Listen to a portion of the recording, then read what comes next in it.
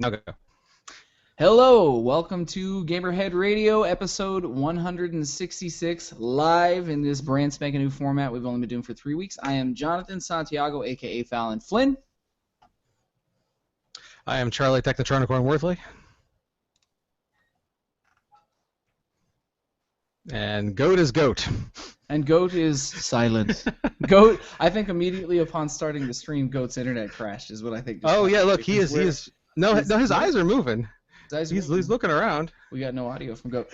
Well, until here, since he can't talk right now, I'll go ahead and do Goat's part for him. Maybe I'm wearing pants, maybe I'm not. You guys can't tell because you can't see below the desk. You don't want to see below the desk. That's a spoiler alert. So while Goat's getting his audio straightened out, Charlie, why don't you tell the nice people why your surroundings look a lot like a hotel room? Oh, yeah, well, Yay. Goat's back. Hi, Goat. That's fucking weird. You turned it on and we went live and my interface went no. It was just I'd turn it off and turn it back on and everything's fine. Okay. Yeah, so you might notice the scenery behind me is not what it usually is. That's because I'm currently in a hotel. Yes, Michelle, you're on camera. She just hit the floor like she was being shot at. Like, is she like doing literally, an army crawl right now? No, like literally, she's. Gamerhead Radio killed her dead. Yeah, so I'm as mentioned previously, I am not at home. I am currently in the University Place Hotel in Portland, Oregon. Hang on, Michelle, say hi. It's one of my favorite things ever. Right yeah, showing up is worth it. So no, I am currently on the first vacation I've had in like 2, maybe 3 years, and no, my ponycons don't count; those are working vacations. No, I can understand that because a lot of times. Aren't you working a ponycon on this? Next weekend. Yeah, this weekend I'm just traveling and enjoying myself, and so for the well, here actually I've got a map up to show you where what I've been doing. So this is my trip. Charlie just carved out his own state right there. Look at that. That's it. Yeah, so on Saturday morning, bright and early, we left Chicagoland, traveled across.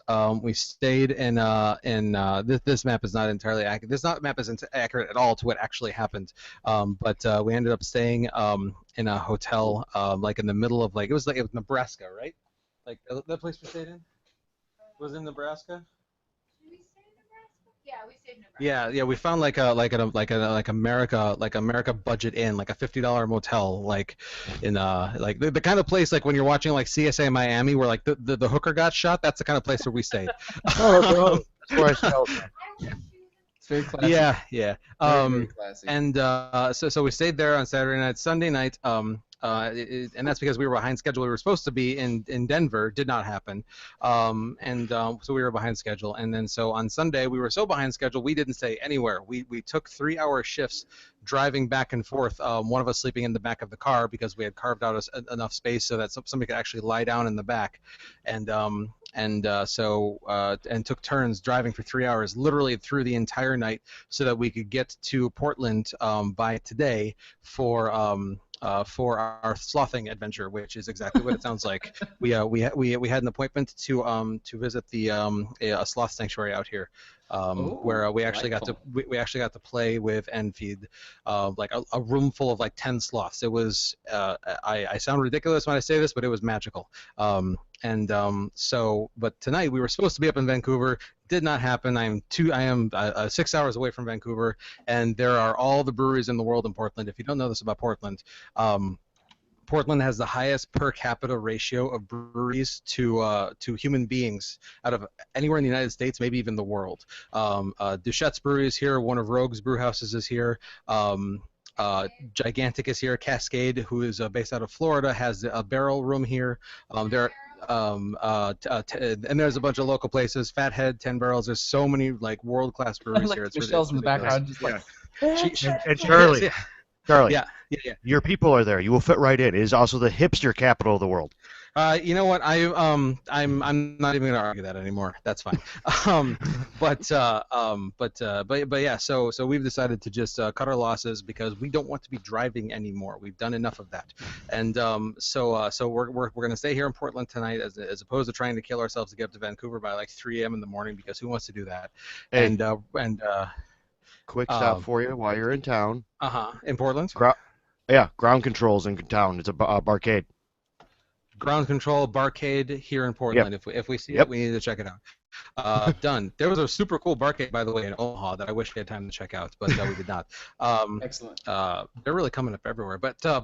Yep. So that's why I'm here, and that's also because, as you may have gotten the sense of hearing me attempt to put words together into intelligible sentences and explain the last few days of my life, I'm a bit frazzled and not really here right now, and so yeah, I wanted to make sure that I at least got to pop in on the show and say hi to everybody, kind of give an update and everything. We never came up with a name for my my Technotronicorn away segment or whatever. Like I think this version should be Technotronicorn Can't Tour.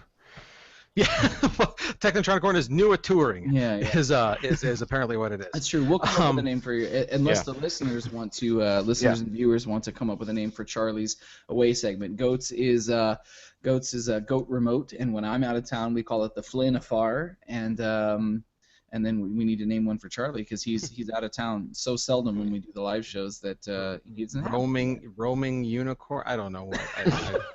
I have no good answers here. But you can just be the traveling Technotronicorn. Yeah. Oh, yeah. There you go. There's your alliteration. The traveling Brony. Yeah. But yeah. So just real quick, what have you guys been doing this week? Goat. I was in Minneapolis dealing with villainy all weekend, yes, and a mini. On an odd juxtaposition of things. This was the first Via Villain show that I have missed. I've only missed, to be clear, 15 years I've been doing this with my brother, and I have missed, this is the third show I've ever missed in our entire career. For reasons I don't want to get into on the show, had nothing to do with the band. It was all. What is that? Out of like 5 or 6 shows you've missed? Yeah. Yeah, totally. I've only missed like 3 out of 5, maybe 100 shows. Yeah. So it was hard, and it's weird because Goat was out of town, slinging gear for us and stage managing for us, and then JR, our stage manager, wasn't there for this one. So Goat was the top barnyard animal in charge all weekend. Yeah. Making shit happen. So Goat was at a show that I didn't fucking play. Goat, how was my show? It was decent, yeah. It was really good. It makes me say, you're supposed to say it was terrible. John wasn't there. The whole thing fell apart at the seams. No, I only noticed you weren't there for like 3 songs. Yeah, I mean, it was all right. I mean, it's nice to have a guitarist, but yeah, I got through it. You want to drink, Goat? Anyways, though, so yeah, my week was comprised of mostly just being bummed out that I couldn't be at my own fucking show, which is just such an oddity and a rarity for me. Other than that, shit that is so fucking boring, you guys aren't going to want to hear about it. So I will spare you the details and call it a day. So I am attempting currently to scroll back in time to find the release log from yesterday. So at least I can do your part. address my one duty that I would normally have on the show. But I as I'm scrolling here, I did want to mention that here we go. But I did want to mention apparently it was 10 years ago today that Square announced Final Fantasy 15. That is absolutely true. That was number 5 for the news stories this week, Charlie. Fantastic, thank you. It's okay. We'll get into it. Since Charlie's only, it just seemed to fit in with the releases and the lack of release of that game. No, I'm sorry. Since Charlie is doing a cameo this week from the road, then he's participating from the future portion of the show by reading you your number. Actually, wait. Yeah, your number 5 story. So, more on that in a few minutes. But this week in video games, we do have on Monday, May 9th, Stellaris is coming out for the PC.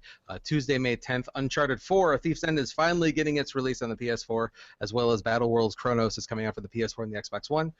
Friday, May 13th, the Friday release, Doom is coming out on Friday the 13th, because of course it is. It's coming out for the PS4. Yeah. It would be wrong if they did anything different. everything. Yeah. It was actually ready 3 months ago. They were just waiting for Friday the 13th Oh to yeah. come out. It's Good coming out for job, the PS. Yeah, it's coming out for the PS4, the Xbox One, and the PC. Disney Art Academy is also coming out on the 3DS. Quite possibly the two most opposite games that have ever come out on the same day. And Grand Prix Rock and Roll Racing is also coming out for the Xbox One. Looking into the future, Tuesday, May 17th, Homefront: The Revolution, hopefully better than the first iteration of that series, is coming out for the PC, the PS4, and the Xbox One. Valkyria Chronicles Remastered, it's coming out for the PS4. Life Goes On, Done to Death, it's coming out on the PS4. Wow, that title. And Shadow of the Beast is coming out on the PS4. So aside from Uncharted, which is probably everybody, are you guys looking forward to anything on this particular release log? Uncharted. That's it. I mean, Yeah. and I'm hearing nothing but amazing things across the board for it. So, regardless of what anybody might think about the previous entries in the series, directed by a different person, different people, rather, I should say, and everybody's saying that it is a benchmark in graphical presentation and some decent storytelling. So. All right. Yes, my copy will be waiting for me on my desk at work as soon as I return to it. So yes, briefly then before I go, real quick, and these guys talk about what we've been playing because we know I haven't played a goddamn thing. Next week I will also hopefully we will be able to do something resembling a normal recording where I will hopefully be able to be there for the whole thing. I will honestly say probably not with the way that this week has been going. I'm aiming low to hopefully be surprised if I'm able to actually pull it off. But yeah, so next week I may or may not be here because I will be at Everfree Northwest, PonyCon in Seattle, Washington. If you're in the area, please come out and say hi and yell at me for missing Gamerhead. And yeah, but aside from that, I am going to let these gentlemen continue to entertain you all for the rest of the duration of this episode while I go introduce myself to this pillow that's right over here because You can collapse onto the floor in a pile right next to your wife. All right, gentlemen. I'm glad I was able to come in and say hi to everybody else. Wiedersehen, and yeah, talk to you guys all later. Godspeed, Charlie Worthley. Be safe on your travels. See you guys. Yep. Okay, so now comes the portion of the evening where Charlie has turned the show over to us. That poor So man here's the funny part. Oh, here it is. What? I can't leave the call because it will stop the broadcast. Oh, this is fun. So Charlie is just going to sit here. So I'm just gonna mute. I'm just gonna mute my mic and I'm gonna turn off my my camera. And so this disembodied gamer head will just be hanging out in the bottom corner while these guys go on with their business. Ladies and gentlemen, what you're going to witness this evening is Charlie mistakenly forgetting to do those things, and then when the nookie happens later, it's going to be broadcast all over the internet. You're gonna see the Technotronicorn's Technotronicorn. You know. No, none of that. And no longer will I be the reason this show is explicit. It's true. It's true. Charlie, you're a little red in the cheeks, man. Well, yeah, I'm turning my camera off now. You guys have a good show. Yep. Good night, sir. Goat, let's go ahead and talk about what we played this week. Did you have any time to get into anything? To do any gaming? Oh yeah. No. I had plenty of time because it was just a performance, so I only had to work Saturday night. Oh. So I had tons of time. So what you're saying is that you got to take a trip to Minneapolis and just play video games for 3/4 of the weekend. Yeah, I only worked I mean, I'm kind of half-assed it for 5 hours. We'll call it a show, but That's amazing. No, I'm glad that we're paying you for a half-assed show. Yes. No, thanks to Humble Bundle, I actually dug into Shantae, the pirate chick. Right on. I don't remember the exact title of the game, but it's What the did newest you- Shantae. That fucking weird ass storyline. Like it's a cool, like the game itself is good because you bounce. It's a side scroller platformer. Mm-hmm. Reminds you of the Sega era, which I think is where it started. It might have started on Nintendo. It started on Game Boy. But it's like that. New enough graphics, but throwing enough graphics that it's good. The play's great. The storyline is fucking ridiculous. It's like all over the place. I was talking to an octopus who fought me in the last game, who was pissed that he had to fight me again as a sub boss. I'm a genie that lost my powers, but I'm trying to free our city from something. Yeah, like every time I talk to somebody, based on what you're telling me, that's schizophrenia, Goat. You have a problem. Yeah, like every time I pressed A, I was like, and what are you gonna tell me? Oh, of course, that makes no sense to what the last person told me. But I mean, it's starting to kind of pan out. Like story-wise, and it's kind of interesting for the fact that you don't know what the hell is going to be said next. And then what else did I play this week? I played Street Pass a lot. Oh, I would imagine every time we do the conventions, because Goat and I, now that we work together, when he's not doing Gamerhead Radio with Charlie and I, we all work. He and I work. He comes and works for the band, for V's for Villains. And whenever we're at the conventions, we both have our 3DSs there, and it's just Street Pass all weekend. And we have a couple of our friends that we see at these cons regularly that give me holy shit every time because they're like. Especially JR, our stage manager JR, he's just like, street passing with the kids. Yeah. Or, I just like, shut up, I'm an adult. Oh, I'm worse. But no, I'm down to I'm under 50 puzzle pieces left before I have all the puzzle pieces now. Yeah. Yeah, it's insanity. But other than that, before I left for con, I played something because I got tired of us like, all right, you're playing Rise of the Tomb Raider, I'm playing Rise of the Tomb Raider. Then Charlie does it, and then we go through Quantum Break, and I'm like, fuck this. I'm tired of like us cycling games and boring our listeners. So I took the initiative, and I opened something that's been sitting on my shelf for a while that was way out in left field for me, and I'm thoroughly enjoying, and I never thought I would. I started Dying Light this week. Oh, really? No shit. How did you feel about it? It's the Fallout AC Resident Evil crossover I've always wanted that I didn't know I wanted. No shit. Yeah, because it's got like the collecting and the feel of Fallout where you're collecting stuff, building stuff, blah blah blah blah. Yeah, and it's got that Dead Rising Resident Evil where you're whacking zombies. And then AC your main mode of transportation is parkour. Right on.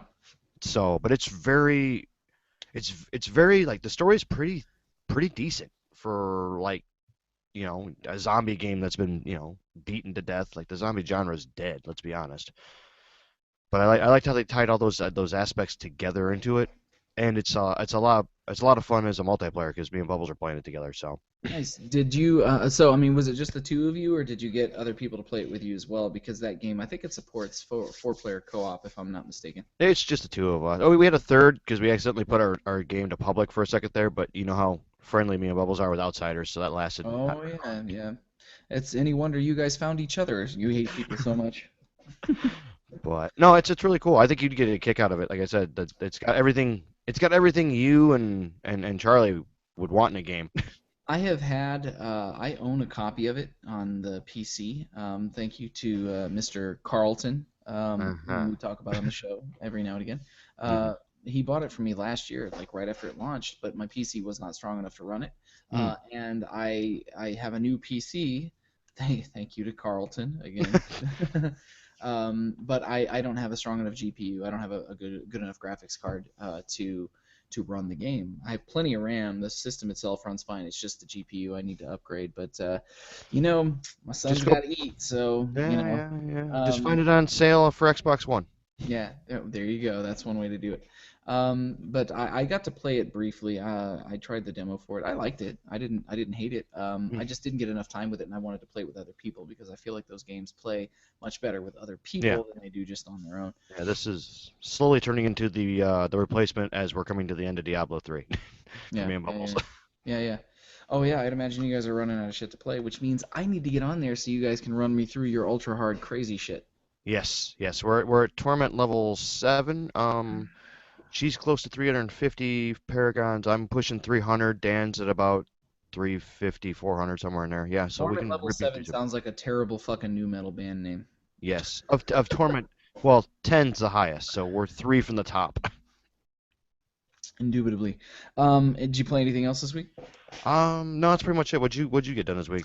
I didn't play a lot this week, but I was more focused. I'm trying to get back to a point where I'm providing content for the show, but not kind of taking away from how I like to play games. Because for those of you who watch and listen, I feel I don't want to say a responsibility, but I like to make sure that I'm not talking about the same game every week whenever I come on here to present what I've played for the week to you guys, so that I can give you not a review, of course, but some insight into what a game may be when it comes out. So I will sometimes cram like 6 games into a week, and sometimes it's too much, and I'm only playing 40 minutes or an hour or 2 hours of a game, and then I move on to something else, and I play that, and then so my what I've played are probably going to be a little bit more focused coming up, just because I miss playing through a game. Prior to being on the show, I would pick a game, and I would play that game until there was just nothing left of that game. I would just demolish that game. So it's not going to be that focused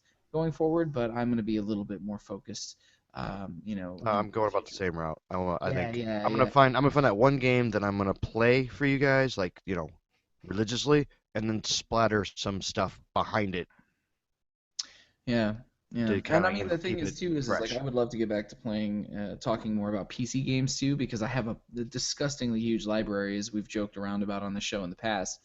But as it stands right now, um, I realistically, I'm just gonna play a couple of things that are on my consoles and stick to that for the moment. So this week, what did I play? I did play some more DC Universe Online, just because it's been a bit of a break from what I have been playing.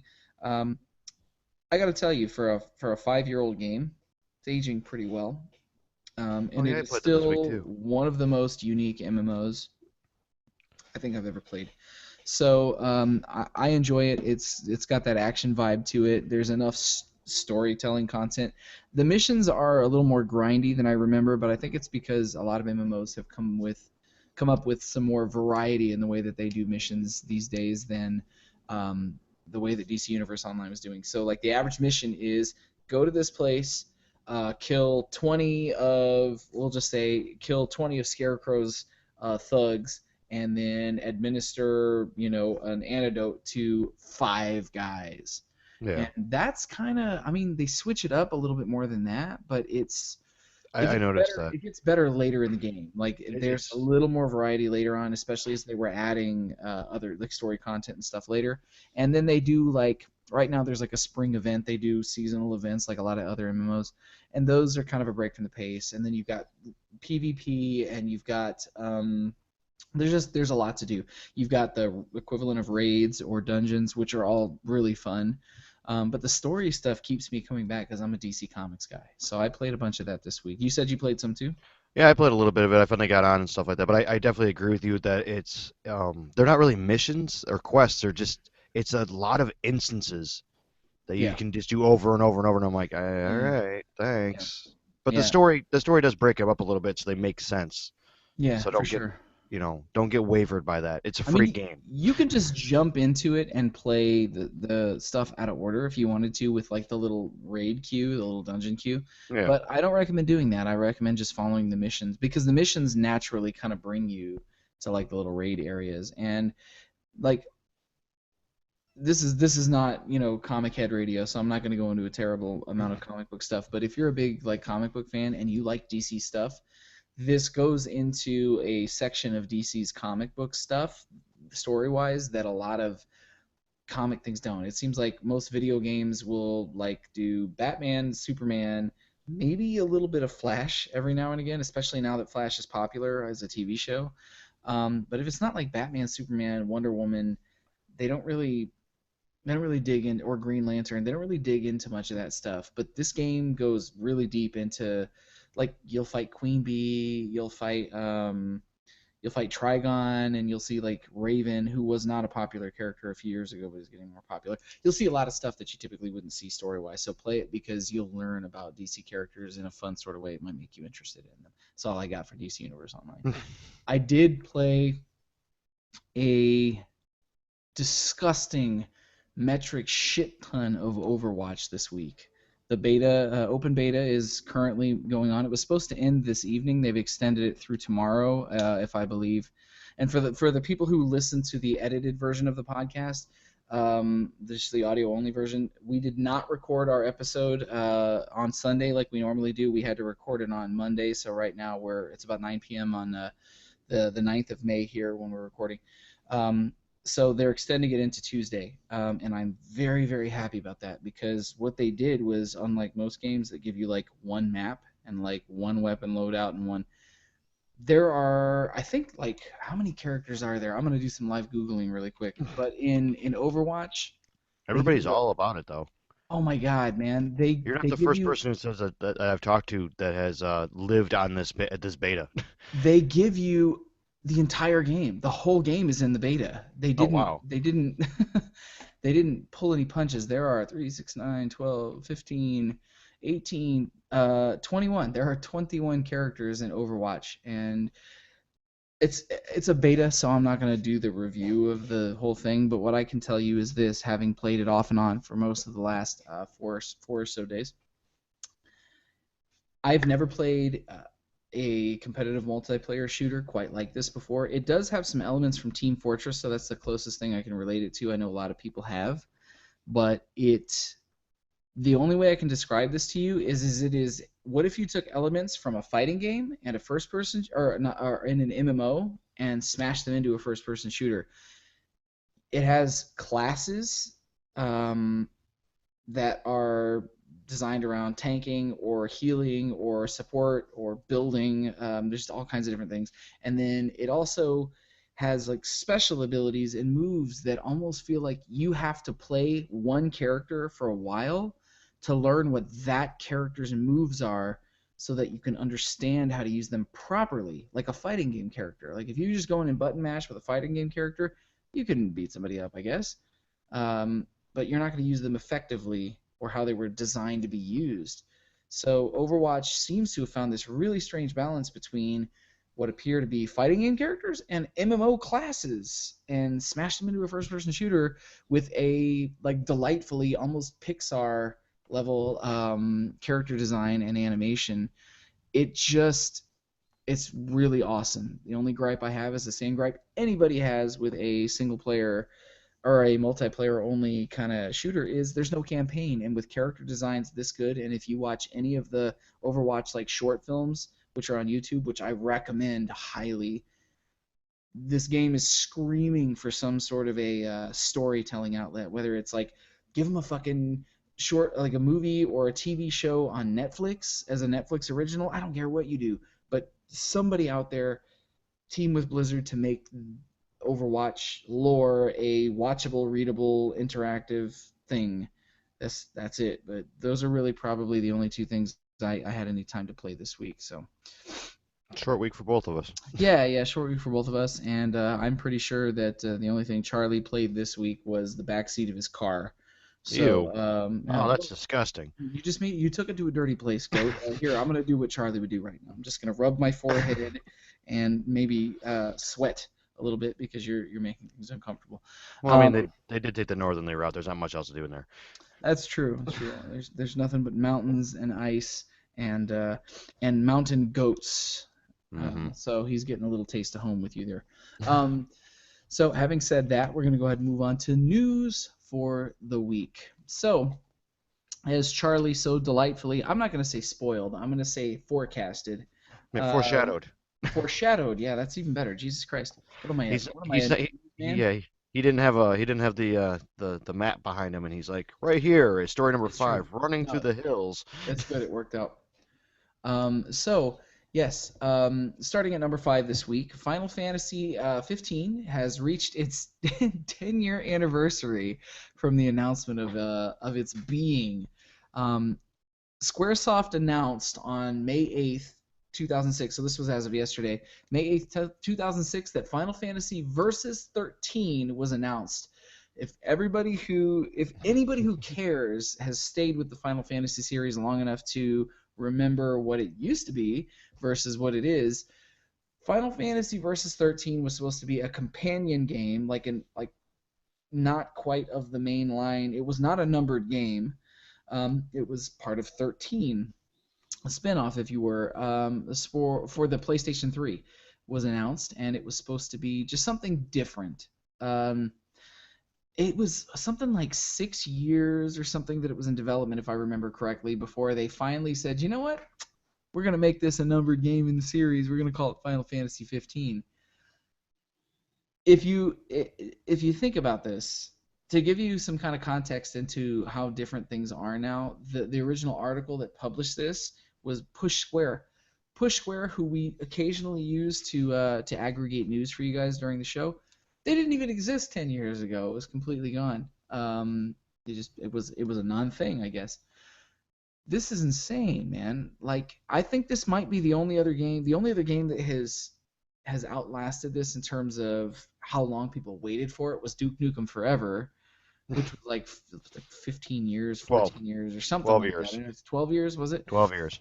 It feels longer, but yeah, man, 10 years for a Final Fantasy game, and this game has seen so many changes. You can actually Google and look up the amount of changes that this series has, or this game has gone through since it was announced. Like, there are characters that were made for the original version of the game that don't even exist anymore, and the combat systems have changed drastically. A lot is very, very different. Do you think that there's any conceivable possible way this game could live up to the hype? Now, I know you hate Final Fantasy anyways, so it doesn't matter that you. I'm asking you to look at this non-subjectively. Oh yeah. I mean, honestly, they've gone this far. They should have waited the last 5 years and just had 15 come out after 15 years. Just waited another 5 and put it out. Yeah. It's like the 15 years of Well, I mean, anniversary of they- Final Fantasy 15. Yeah, they could have put it out as an anniversary gold edition. Day one it'd be 15 years old. It'd come with some extra, some extra DLC and maybe a plushie. I don't know, something. My real answer though is I don't hate Final Fantasy. I hate what they're doing. And 13 burned me bad along with the other people. Like, I did not like any of the ideas of 13 or their subsequent games. But the fact that they've got that on their shoulders, all they've done for like the last 10 years is re-release old shit on everything they could possibly get their hands on for a very high price. This new game, to regain everything they've done bad, is going to have to like melt my system in awesomeness to get me back. Look, I put up, it might have been on Facebook. I put up a post, it was probably about 2 years ago, that said, I am determined to finish Final Fantasy 13 just because I'm one of those people that I was lucky enough to be around during Final Fantasy's heyday when it was 7, 8, 9? really, really here's the middle finger for those of you listening at home. I'm extending a middle finger to Goat right now.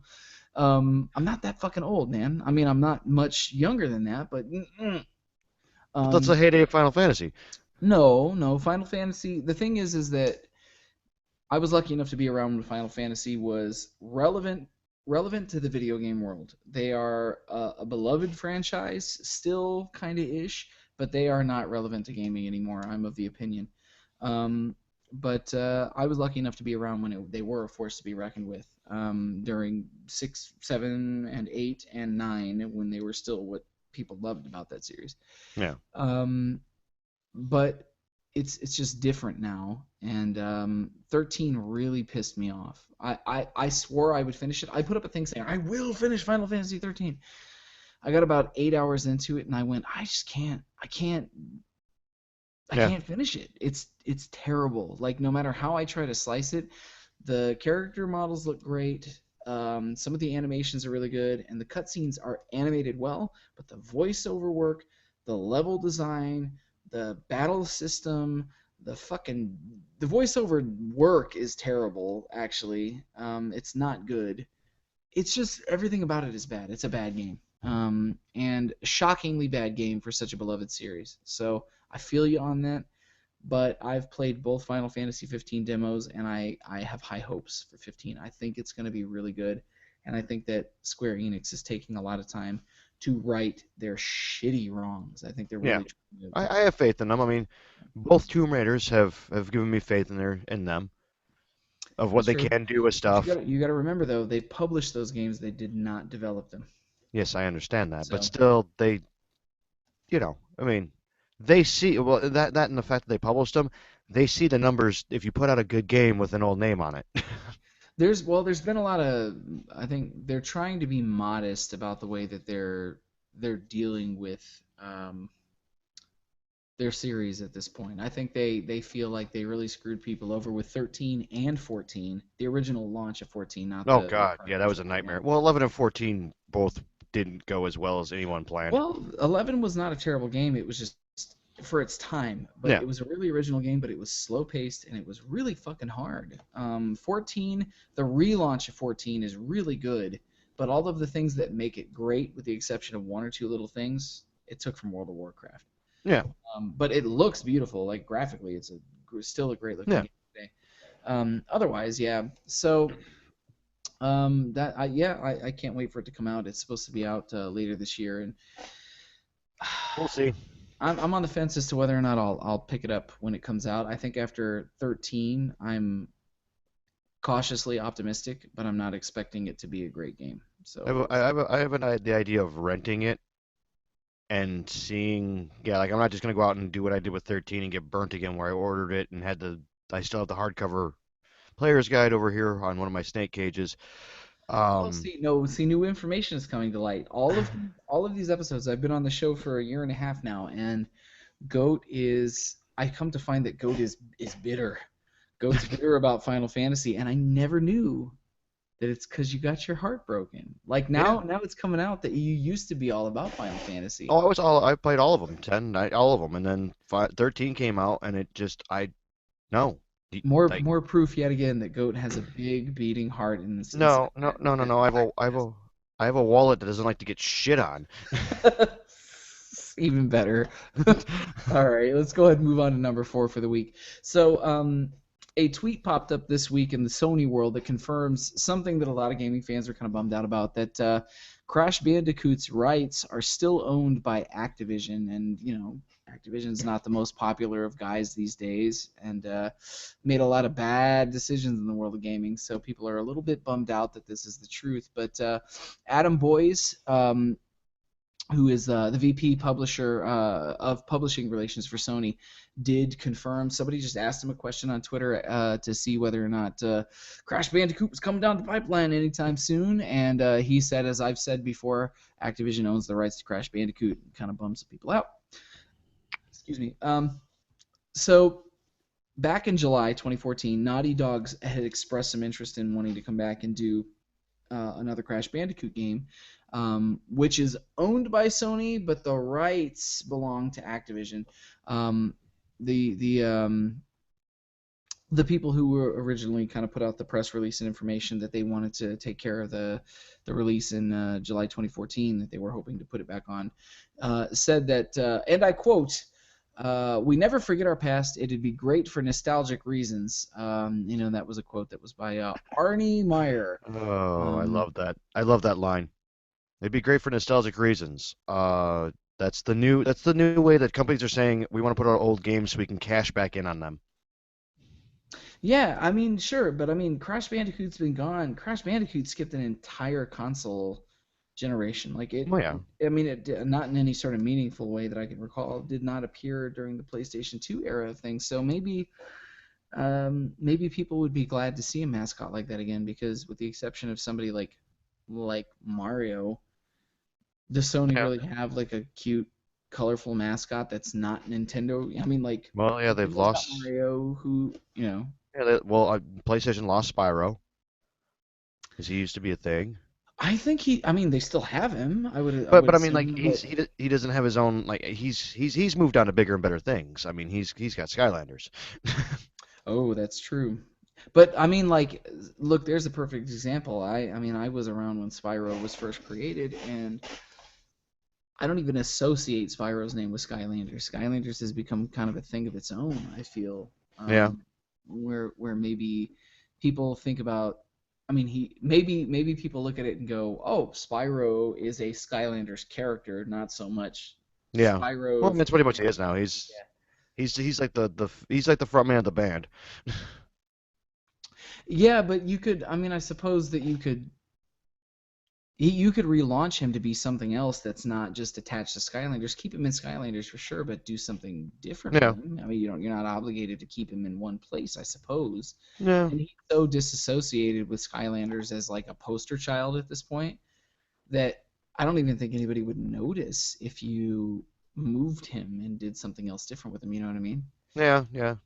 Kind of interesting though, because back in just February, just a couple months ago, the PlayStation Middle East Twitter account, yes, that is a thing. You can find it and follow it. Somebody was able to translate a tweet from the Middle Eastern the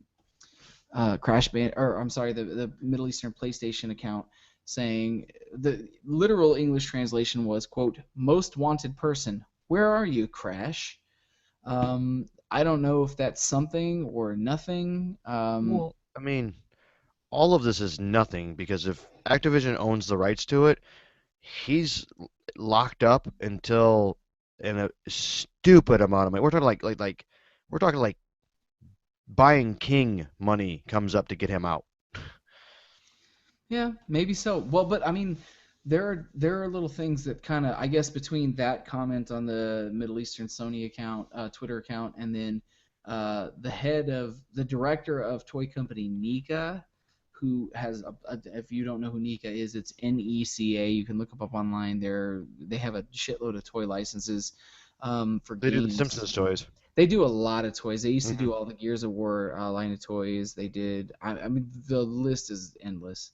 Um, the director of that company did mention back in just a few months ago in December 2015 mentioned a revival of Crash Bandicoot, and then went on to say that the comments were misunderstood because I'm sure somebody was just like, "Shut your fucking mouth! Yeah. I'm gonna sue you." Yeah, Um, basically. yeah. So maybe Crash Bandicoot will come back. I'd be glad to see him come back. Those games were fun for their time. I kind of want to see that other one come back too, though, or not come back, but that alternative. I can't remember what it was. Jambo and Hoey or whatever. A Banjo Kazooie? Yeah. That was a rare title. Yeah, I think I'd play another Banjo Kazooie game. Yeah. Moving on though, we're gonna go ahead and Yes. go to number 3 for the week. Call of Duty Infinite Warfare is going to be the latest version of Call of Duty to hit shelves this coming year on the ever-moving forward Activision treadmill and conveyor belt. This one's a little different, though. People are not happy with this trailer. People are not happy with a couple of things related to the game. But let's start with first the primary problem with their trailer. It has now received arguably the most dislikes on any YouTube video ever placed on the internet. Goat, like live, Goat has been refreshing the YouTube video to check and Yes, see I what the have. current dislikes are.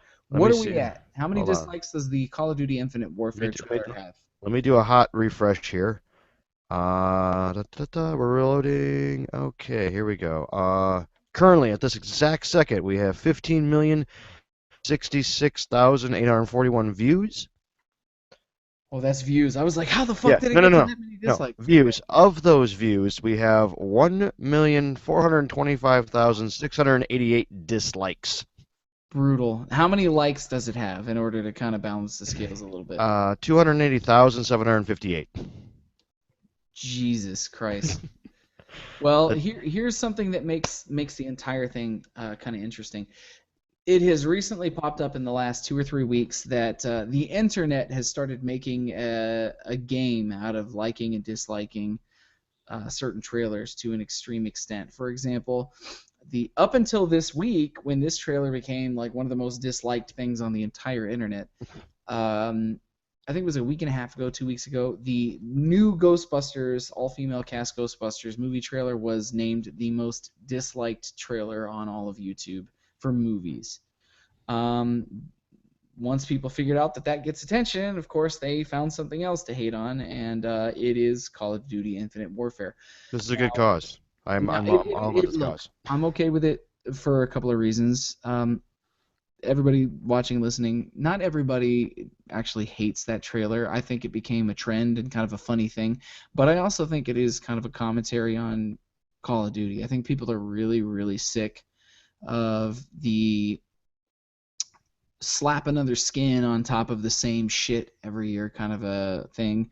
As we saw, Assassin's Creed is not going to have a release this year, and I'm actually thrilled that that's the case. I want Call of Duty to take a break because I used to be a huge Call of Duty. Yeah, I'm a Call of Duty fan from back in the original, like, very first release of Call of Duty on PC. I played it, back then.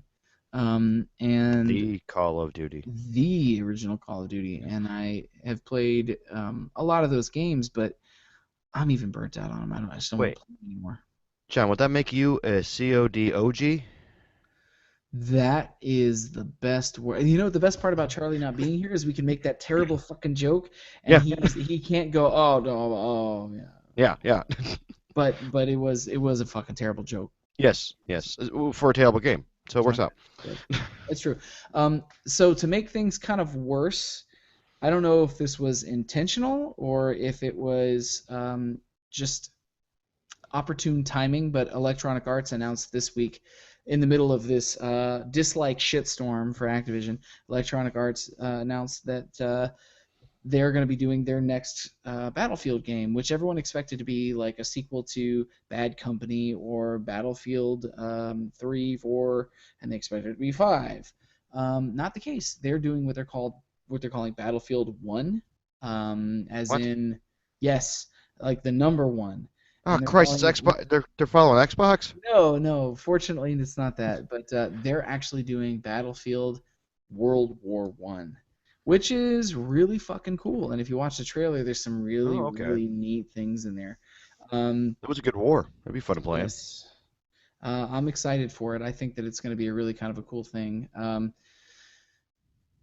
I do believe personally, though, that people are really getting sick of the Call of Duty games. You know, I think people are really burning out on them and are kind of tired of everybody Well, or of them just doing the same thing every year and charging you $60. They have become the Madden of first-person shooters. They're really yeah. Well, I only mean, making minor adjustments at best in most and cases. and we're old, crusty men. We can admit to this. Speak for Well, yourself. okay, I'm an old, crusty man. I can speak with this. Virile. Yes, yes. You have made Spawn. I have not. But like even back in like what was it, the late '90s, we seen this where everybody was done with ID because they were the first-person shooter.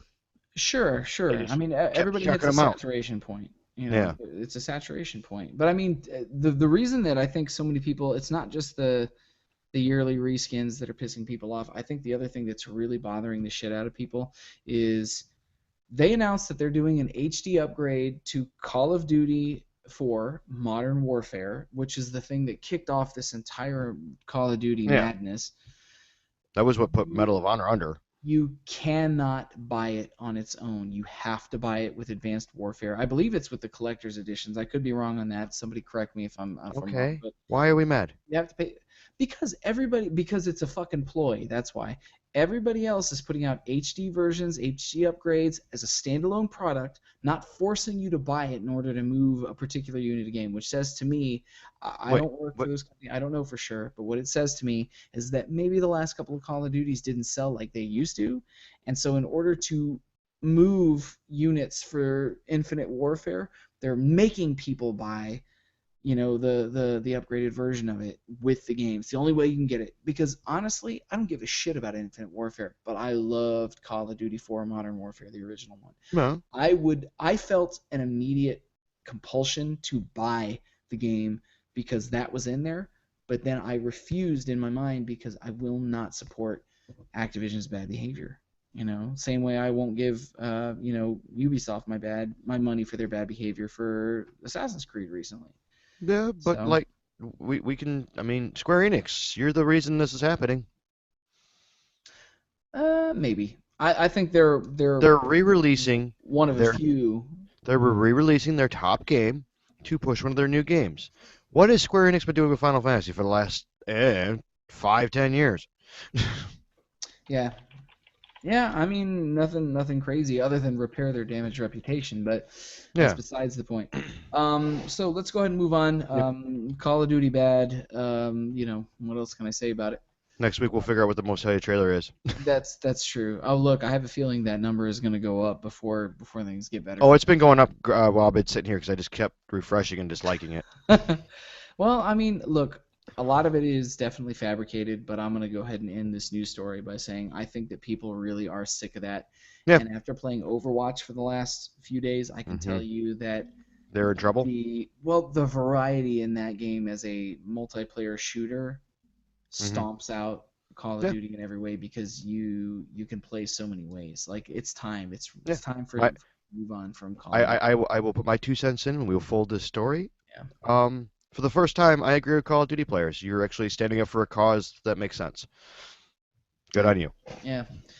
Moving on to number 2 this week, there is some pretty heavy anticipation that Nintendo's E3 presentation this year is not going to be any sort of a Nintendo Direct presentation, which is what they have become known for doing for the last few years.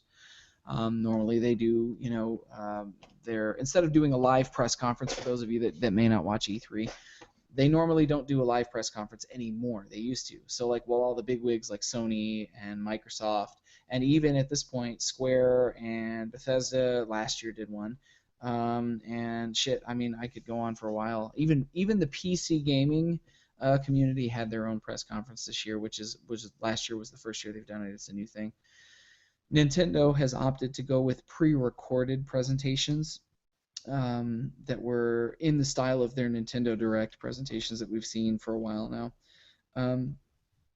But they were almost always well received at E3. They're not doing that traditional thing this year. They're not going to be doing their standard. Well, as far as anybody knows, apparently when they outlined their E3 plans in a press release that they put out on the 5th, you can get into this sort of file, this press release, but it's password protected for, presumably for press and everybody to get into. There's no mention of the Nintendo Direct video presentation, which is usually fairly clearly outlined in their plans for, pre-show setup. Because as of right now, we're like 5 weeks away from E3. The original publisher of this article was a fairly new e-zine called US Gamer. They reached out to Nintendo about whether or not they're going to have a Nintendo Direct press release, and still haven't gotten anything back as of the current time we're recording right now. So I highly doubt they're going to.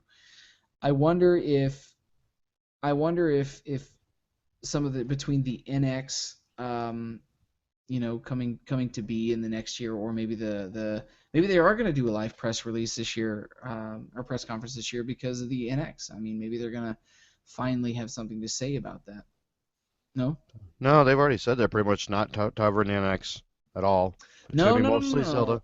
no. I'm pretty sure. I think you're wrong about that. I Oh, think did they back out of that now? they'll save it for TGS, for Tokyo Game Show, but Hmm. I'm fairly certain they're going to have to talk about the NX at E3 this year because it releases in March 2017. It's at this point, it's less than a year away. It's 10 months from No, see, the release. last I heard, they were like, nope, we're going to talk about that elsewhere. We're going to talk about Zelda at E3, and that's it. Like, I mean, I'm fine with that, and we're as long as very fuck you about it. yeah, but I don't think that's going to make sense for them to talk about Zelda at E3 because I think everybody's kind of under the assumption at this point that Zelda is going to be an NX title and Yeah. not a Wii U title. So it wouldn't make sense for them to announce an NX title without maybe they'll announce the NX and show this as a launch title. Maybe What I actually think's going on, and I'll put my tinfoil hat on it, is they want what we're doing right now to happen. yeah. All the cards are in their favor. They will do what the hell they want when they want, and you will wait for it until it happens to know what they did. Yeah. Because that's how Nintendo rolls now. They know they don't have to do anything. They don't have to appease anybody. Yeah. Well, you know what? Whatever it is they do, it's got to be a good move because things have been kind of difficult for them on the sales front. They're not really moving a lot of Wii units. No, and everybody's confused about this new 3DS thing. Yeah, I mean, we'll see. And they're being shady with those new, like the SNES titles being only available on the new 3DS and not telling anybody about that. That's kind of shady. I don't. A lot of people feel like Nintendo are being very closed off right now, but I feel like a lot of that is because of the death of Satoru Iwata. Well, and they got so the new between guy. I get it. The release of the NX and the death of Satoru Iwata is going to. We're going to see a new age for Nintendo. Oh, yeah. It's going to usher in entirely a new age for Nintendo, which I kind of feel like maybe an interesting mailbag question for our listeners for next week. Do you guys think that with the passing of Satoru Iwata and the imminent release of the NX, do you think that we're going to see a new age for Nintendo ushered in, or do you think that they're just going to stick to their old tricks and just keep doing the same old? I don't think they can. I don't think they can either, personally. Let's work on that. Let's do a Nintendo show next week. It's been a while since we've had them on our spotlight. Yeah, I agree. We'll talk a little bit about what we think the NX is going to be.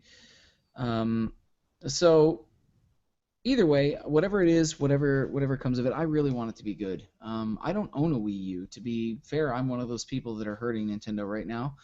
Yeah, I need to get one. Because the irony is it's the first Nintendo system I have not purchased in my life.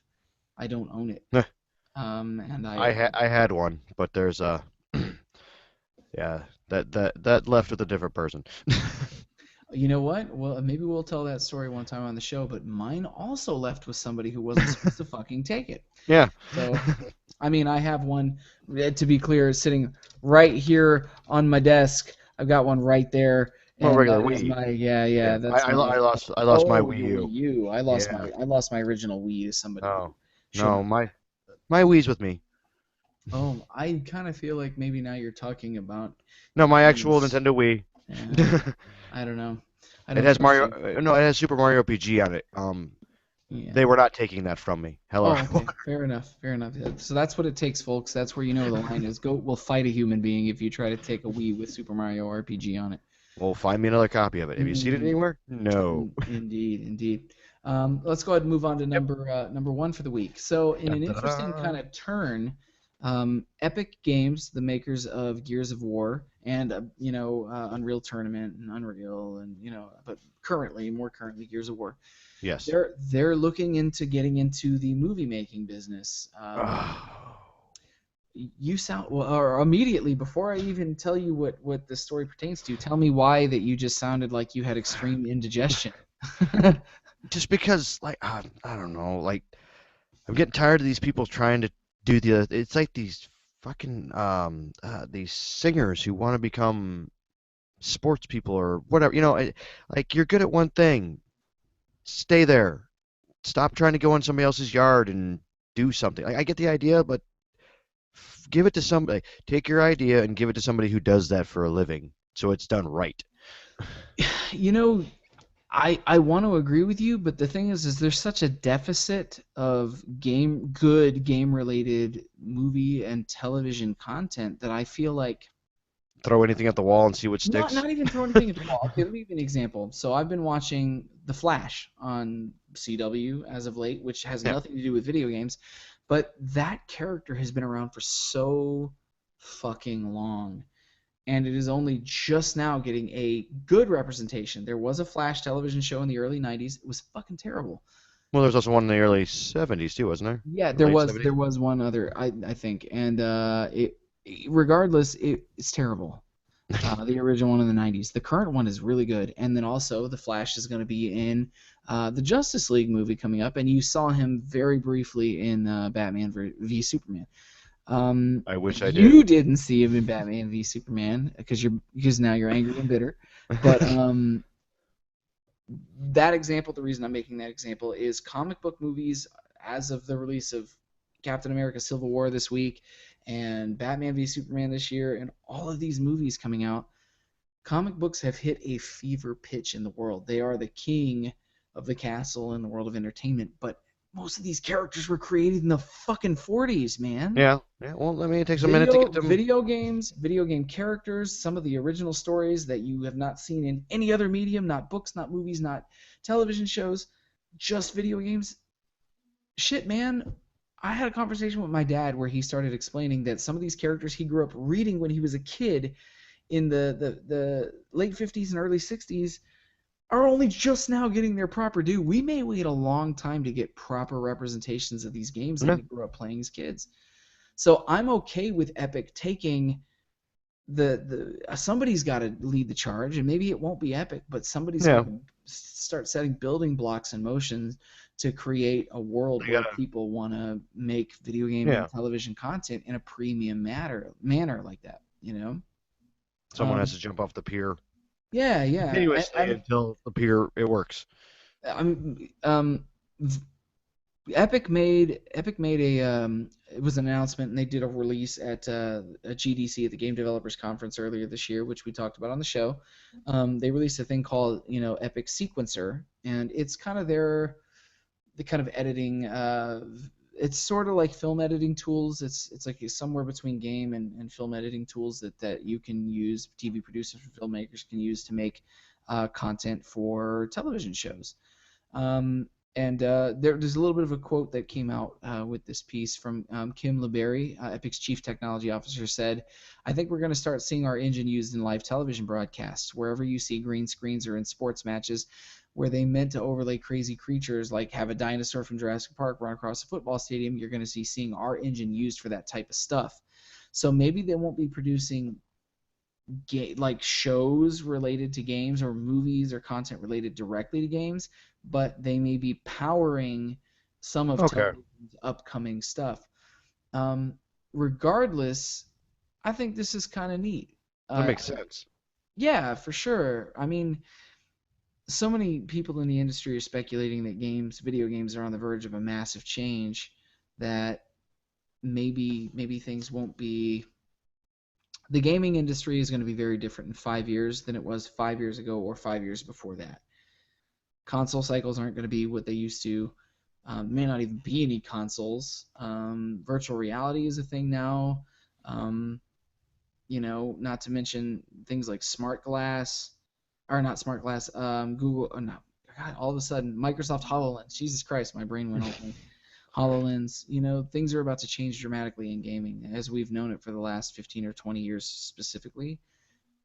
We're reaching the end of one era, and things are about to change. So, I want movies and video games, TV shows, and stuff like that to flourish for gaming. I just don't know who's gonna lead that charge, unless Disney just keeps buying everything up and then they're gonna fucking own everything. But I hope that doesn't happen for gaming. I like that Disney does not have their grubby, greedy mitts on everything. And Their oversized mouse hands on everything. Actually, video gaming may be the only storytelling medium that Disney does not have some sort of a monopoly or like chokehold on. So not that they're doing bad work. I just don't keep your hands off of gaming.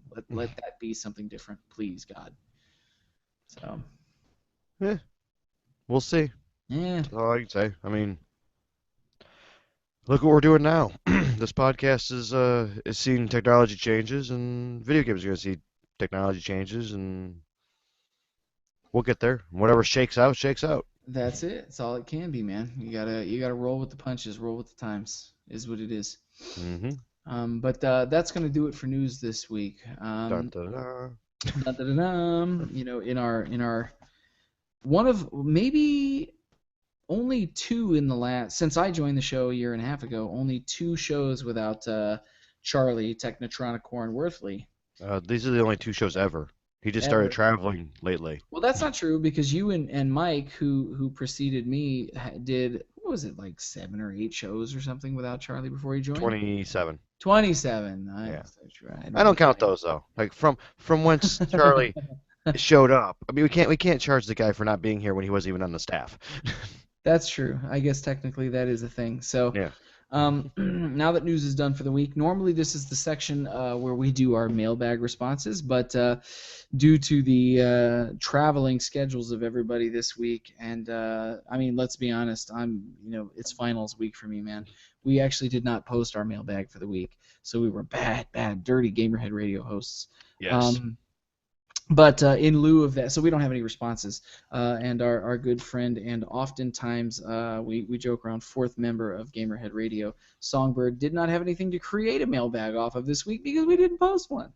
So we have failed everyone. Yes. So instead, I'm going to go ahead and take an opportunity to rephrase our mailbag for the following week, which is, with the imminent release of the Nintendo NX and the passing of their president, ex-president, Satoru Iwata last year, do you think that E3 this year and Tokyo Game Show this year are going to show Nintendo in a different light? Do you think they're going to be trying to present themselves in a new way? And are they going to use this as a spring pad to just change the way that people look at Nintendo? Or are they going to continue to do typically odd, quirky Nintendo things? And maybe subsequently, if they don't change, are they going to be in trouble? So that, yeah. We'll find a way to make that shorter.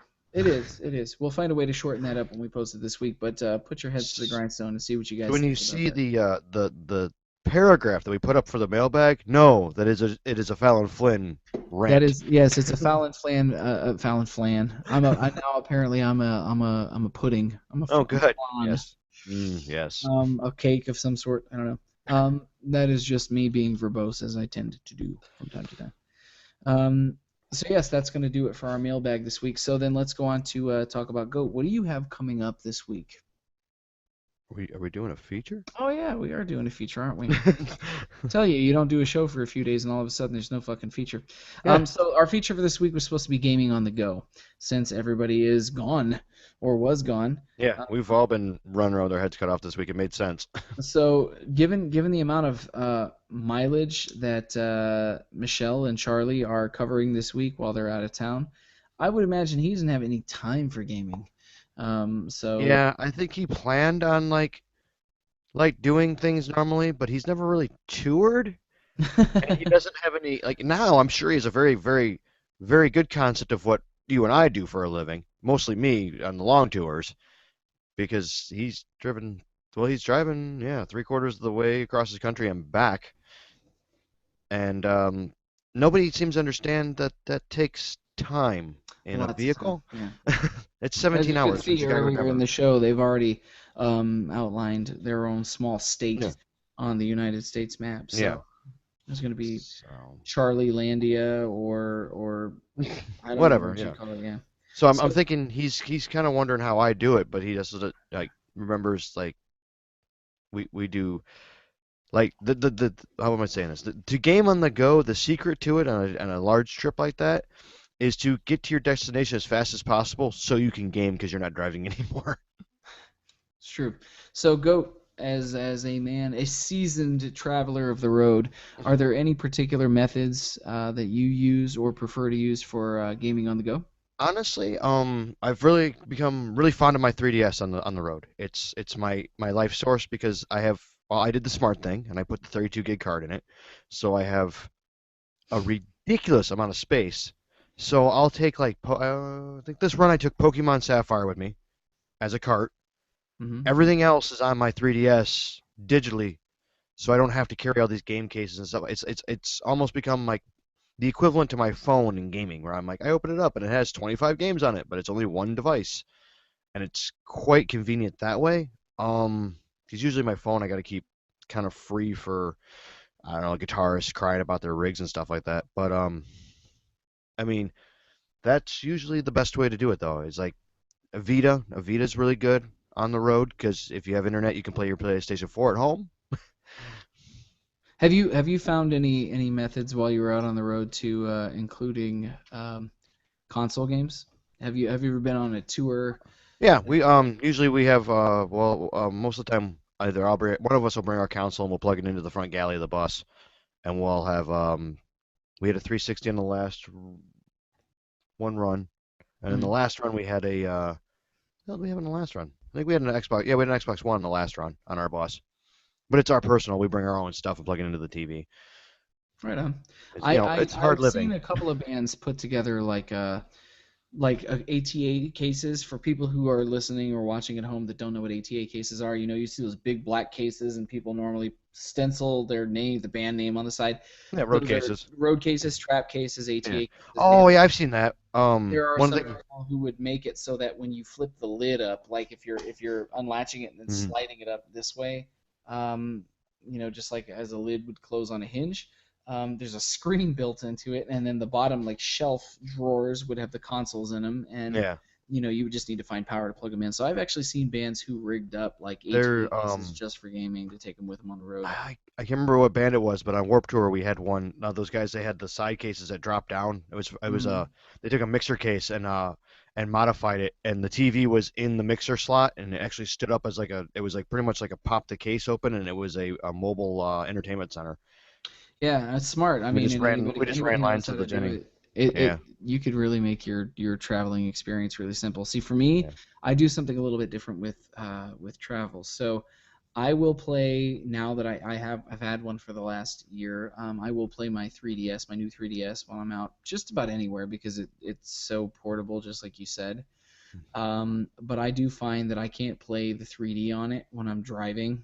It's anybody who's ever tried to play mobile games or anything handheld when you're on the road tends to make you a little bit car sick. I get a little bit car sick. I can play games that aren't like third person or first person like 3D games. I have to play games that are like Side scrollers. Yeah. Fire Emblem Hmm. or Oh, I know. I've Mighty tried that. Switch Force or I mean just Yeah. things that are really 2D. really simple. Yeah, 2D. and I can play those forever. Actually, when we were in Charlotte a couple of months ago, that drive out, I probably played like 8 hours of between the ride there and the ride out. I played Oh, like that's 8 hours right. of Fire Emblem. I played a lot Yeah, of it. I forgot you Um, you got to ride that one. I had to oh drive my it. God, it was awesome, man. And then now that I have a Gear VR, I'm curious to see next time I'm on a road trip. I'm curious to see if I do any playing on that, just because it can kind of take you out of where you're at. And See, I leave mine which at home. else? Just given, I guess, given my job, it makes Hmm, sense that I can't. I always have to have like one eye on the prize. It makes sense. I fair can't enough. fully remove myself from it or Yeah, tie up my phone I can like see that. that. I can see that for sure. I think the other thing too is I've done a lot of watching on my Gear VR, like Netflix. When I'm like on my lunch break, at my day job, I'll go and put on the headset if I'm staying on the property and just watch something to kind of Zone out. whisk myself away to somewhere. And was not sure that I would be able to get through episodes of something watching it that way. I don't know if I would be able to watch an hour and a half or 2 hour long movie in one sitting under that thing, but a 35 to 45 minute television show is perfect and does not create any sort of nausea. So I'm curious to see whether or not next time we're on the road here in the next couple weeks, if I put it on and watch shows while we're driving, because I kind of feel like maybe that thing would be a really good companion for gaming on the go, like we're talking about. So. Yeah. Well, then it'd be kind of nice. I'm kind of excited to bring mine on the bus because then I can just pop it onto my bunk and I'm gone.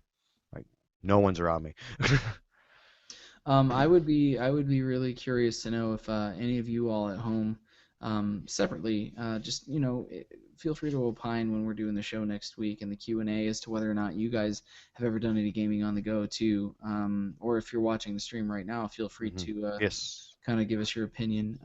Sean Wintereve has had a couple of comments, during the show tonight saying. Ghost Gamer, and also that he will bring his 3DS to Anime Zing, which is going to be in January this coming year, 2017. So thank you for the comments, Sean. Much appreciated. Um, so yeah, gaming on the go. There's a million ways to do it. I mean, I even do a little bit of playing on my phone sometimes. I have a couple of mobile games that I'll go to if I have nothing else to play Yeah. there. I'm still playing Lara Croft Go. Um, Yeah, I'm playing that one too. I mean, realistically, once we're at conventions or once you reach your point of destination, you never have time to sit and play anything. It's always the transit part of it. But I feel like maybe we've Well, suggested some of the better ways to do it. and You let's know. be honest, once you're at con, it's checking street passes religiously because they're always there. You walk That's true. 5 feet, you're like, oh, another 10 street passes.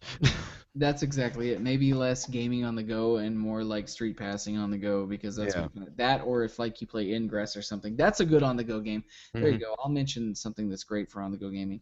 Ingress, which is a Niantic Labs mobile game where this is people who are making Pokemon Go. Just so That'll you be the game that gets me to play my phone more on the go. maybe so. I'm curious to see how that turns out. But Niantic has this great game called Ingress, which we've talked about on the show a couple times, where whatever city or state you're in, you can tag landmarks, or there are certain things you can tag, and they'll turn that into a portal on this map. And it's almost like a GPS game. And then that portal is capturable based on two factions. You pick which faction you want to be at the beginning of the game, and then you capture that. And once you've captured it, like it's saved to like a database of portals that you've captured, and it's almost like a traveling game. They made it as an excuse to get out and walk around. Like you're supposed to walk around whatever town or neighborhood you're in, and it has a step counter and shit in it. Um, That's good but though. it turned out to be a neat game, and I actually met some really neat people doing it as a game on the go type game. When we were at the hotel that you guys were at in Minneapolis this weekend ago, I played it in that neighborhood and actually met Oh, some I can people imagine. playing it Yeah. and had a beer with them while I was in Minneapolis because we met up by proxy of trying to capture each other's portals and you're going to attack them and do these neat things. And we met up because we were attacking each other's portal and they saw me and pointed at me and they were like, "Are you the dude?" And I'm like, "I don't know what you're talking about, but I am the dude though." And then we had a beer over it, I mean, so Nice. it's a social game. It's pretty neat, man. It's a cool way to meet people and a good game on the go type game. So that's all I can think of to relate to those ideas though for the moment. Hmm. You got anything else on that, Goat? No, that's pretty much it. I mean, like I said, I I'd probably do a little bit more with internet and stuff like that, but I'm literally on the go most of the time. When if I'm not working, I'm on a bus. So, Yeah, life on the road, man. It's a hard life you lead. hmm. Let's go ahead and wrap up then for gaming on the go. You know, if you guys have any suggestions or any thoughts on that, you're always welcome to drop into the show next week and opine as you see fit. But having said that, Goat, what do you got going on coming up in the next week here? The next week, not much. The album is finally done, so it's shipping off to the next step. Which means we get to write the second album. Yay! Start all over again. Um, Yay! and then other than that, we got Villains coming up in 2 weeks in Columbus, That's true. and then that's about it for now. It's slowing down from Crazy May. That's it. Now, Goat steals my thunder because that's really all I have terribly important coming up. Is VS Rollins is going to be at it's going to be YoiCon and Yes. Columbus, Ohio. It's the first year that this convention has existed. It is an AnimeCon.org event, which you hear me talk about often on the show. So we'll be there in support of that show's first year, which is really exciting. I always like being part of a first year con because you get to meet so many new people. Oh yeah. We have not played in Ohio in a while. Last time we played there was for Colossal Con a couple of years ago. So I'm excited to go back to Ohio and entertain those fine folks. So we're going to do that. But then the only other thing that VS for Villains has coming up is we've been talking about new costumes, a new stage show for what seems like forever. And that's going to be launching at Anime Midwest this coming July. So once we get past YoiCon, we'll keep you guys posted and let you know what's going on there if you care to know. Yeah. I think we're gonna kind of button down the hatches and Yeah. do the reset. Yeah. There's a lot of changes coming up for everybody across the board. And it's going to be a really busy summer, and especially with E3 coming up, we're going to have a lot to talk about when E3 gets here, as we do every year. Last year, if you remember, we did it was like an 8-person show. It was like 8 people hosted show. Yeah. We talked about that event and also drank beer. And I will be here for it this time. I won't have to bail like I did last year. No, it's going to be a good show, man. But having said that, if you liked what you heard this evening, aside from just watching the live stream every week, you could find us at gamerheadradio.com. You can listen to us on iTunes, Stitcher Radio, YouTube, Twitch, SoundCloud, or your podcast downloader of choice. You can also find us on our Gamerhead Radio app on Android platforms. It's only on Android. We don't do it on iTunes, on the Apple Store, unfortunately. If you like what you heard, also you can follow us on our respective social media accounts, where Charlie is at TEK Charlie, Goat is at Sir Goatsworth, and I am at The Fallon Flynn. This has been Gamerhead Radio, episode 166, The Charlie List Chronicles. Is that Have the a good episode night, title? everybody. That's it. Maybe it will be. It will be the now you guys are watching the kind of post-show show. Sean, We've moved on to the crap. It's true. We've moved on to the part where we babble like crazy men. Yes, it was a good show. Have good times. For anybody who's still kind of keeping up and watching here. Lead in. Lead in. Let's see. Today on Gamerhead Radio. This is the part you guys don't normally get to see, where we're like writing the chunk at the beginning of the show. I feel like we should poke fun at Charlie and his lack of tour ability. No, let me see. It's definitely got to be that Charlie. Charlie is. It's like a Charlie cameo. We got to think of a way to work that in.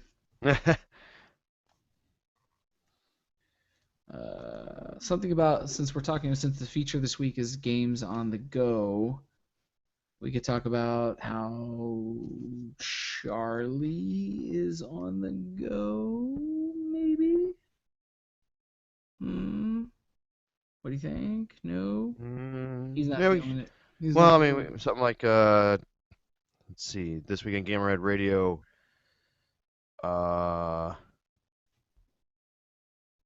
for the first time. See, I want to kind of like build it up that Charlie's on a tour because you and me tour, and he's technically on a tour of a different style, but which would put him on the go. Um. Because let's be honest, he's hit as many breweries as we hit venues. Today on Gamerhead Radio, we talk about games on the go while Charlie is gone. Okay. Hold on. Today on Gamerhead Radio, Charlie's got up and went. That might be an option. Yeah. Oh, hold on. Today on Gamerhead. Here, I got it. Right. Today on Gamerhead Radio, while we talk about games on the go, Charlie's got up and went. Gamerhead Radio starts now. Perfect. There you go. There's our show got it. title for the week. Excellent. So I gotta rip the audio and all that crap and blah blah blah blah. So I think I'm just gonna do it from this mini rig. Yes, that's it. So normally what we do post show is, we would stop the live stream, but Charlie, since he started the live stream from his hotel, got the whole thing going. His text live him stream and well, I already messaged him and let him know we're done recording for the evening. Right. But anybody who's watching the stream, feel free to cut out now because there is no more show to be had, not even post show. Goat and I are gonna go ahead and exit this, and the show look at a will blank continue screen. to go on. Yeah, it's gonna go on until Charlie cuts it off. I'm assuming he's probably like fast asleep on his face.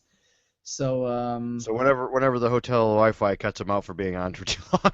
That's it. Or whenever his something times out. But thank you everybody who watched this evening and participated in what was a Weird show. Well, it was a two-man show, man. We do what we can with what we got to work with. So we always prefer to do it with Charlie in tow. But we have We'll people figure to it out. please and a show to put on. So we try to make you guys happy either way we can. Okay. So everybody have a good night, and we will see you on time, hopefully, next week on Sunday, 8 p.m., if everything goes well. Good night, everybody.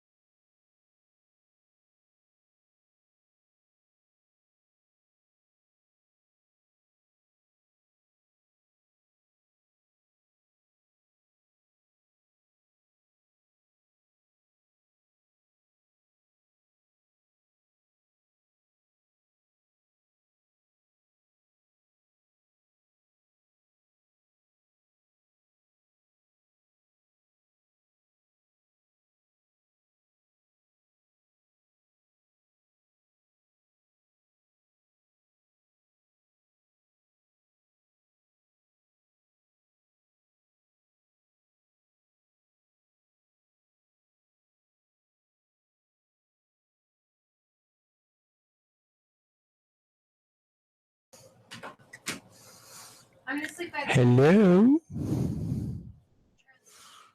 Hello? Nobody's watching this.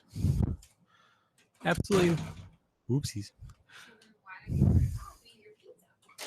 I have pizza. Now, I'm going to put it in my mouth and I'm going to chew. I'm going to swallow. And it's going to be so good.